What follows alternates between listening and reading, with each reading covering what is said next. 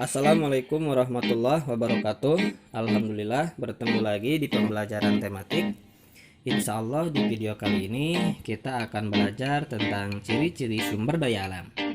Nah, tujuan daripada pembelajaran ini yaitu agar kalian mampu menjelaskan karakteristik, ruang dan pemanfaatan sumber daya alam di lingkungan sekitar kita.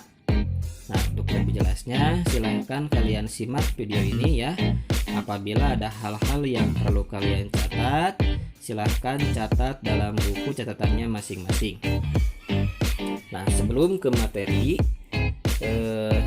silahkan kalian buka surat Toha ayat 53 ya.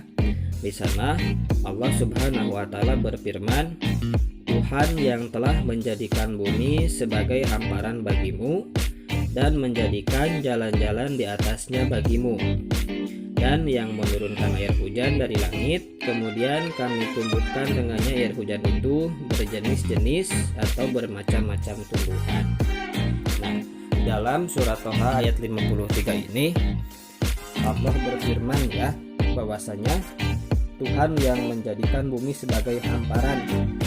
Telah kita ketahui bahwasanya bumi ini terdiri dari dua bagian. Ada yang disebut dengan daratan, ada juga yang disebut dengan lautan. Daratan juga ada yang disebut dengan dataran tinggi, ada juga yang disebut dengan dataran rendah. Nah, kemudian Allah menurunkan hujan ya, dan dari hujan itu Allah menumbuhkan berjenis-jenis macam tumbuhan. Nah, penjelasan ini sudah ada lebih dulu ya dari Al-Quran, bahwasanya Allah telah menjelaskan air hujan bisa menumbuhkan bermacam-macam tanaman. Lalu setiap tanaman ini tidak semuanya bisa tumbuh baik di mana saja ya. Ada yang bisa tumbuh baik di dataran tinggi, ada juga yang bisa tumbuh baik di dataran rendah. Nah, tanaman-tanaman tersebut diantaranya yaitu ada tanaman padi.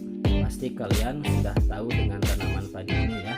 Tanaman padi ini merupakan tanaman yang dijadikan sumber makanan pokok ya bagi kita. Nah, padi ini olahannya bisa dibuat nasi, bubur dan lain sebagainya. Tanaman padi merupakan tanaman yang tumbuh di dataran yang beriklim tropis. Tropis ini bisa diartikan sebuah wilayah yang mempunyai iklim yang hangat ya, atau iklim tropis juga bisa diartikan sebuah iklim yang memang sepanjang tahun disinari oleh sinar matahari. Kemudian hanya ada dua musim, yaitu musim kemarau dan juga musim hujan seperti di Indonesia ya. Nah, Indonesia merupakan negara yang mempunyai iklim tropis. Nah, tanaman padi pada umumnya ditanam di dataran yang rendah ya. Akan tetapi apabila ditanam di dataran yang tinggi, pertumbuhannya akan mengalami keterlambatan. Memang jika kita menanam padi di dataran yang tinggi, padi itu akan tumbuh. Akan tetapi pertumbuhannya akan mengalami keterlambatan, tidak seperti kita menanam padi di dataran yang rendah. Nah, sebabnya apa? Karena padi ini membutuhkan curah hujan yang cukup tinggi. Nah, curah hujan yang cukup tinggi ini terjadi di dataran yang rendah.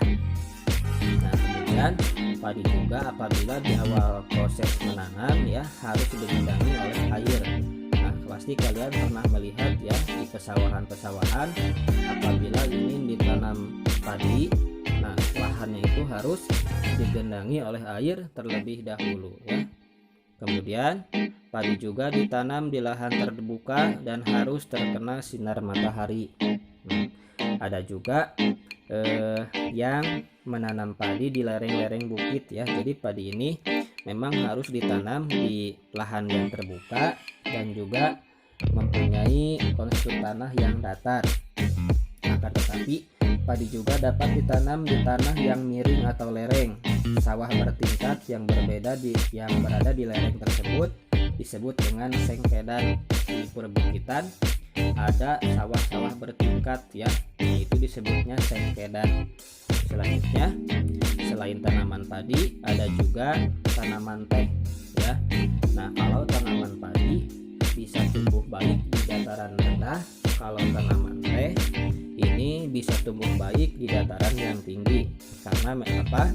Karena tanaman teh ini merupakan tanaman yang bisa tumbuh dipengaruhi oleh faktor cuaca ya, faktor suhu atau faktor tanah. Nah, selanjutnya tanah dan suhu yang sejuk menjadi faktor utama yang membantu pertumbuhan tanaman teh. Tanah yang subur ya, tanah yang banyak mengandung humus. Humus itu merupakan tanah yang tercampur dari sisa-sisa daun yang telah membusuk ya, atau tanaman yang telah mati, kemudian daun batangnya itu membusuk dan bercampur dengan tanah, itu mengandung humus ya. Nah, humus ini dibutuhkan sekali oleh tanaman teh. Kemudian suhu yang sejuk.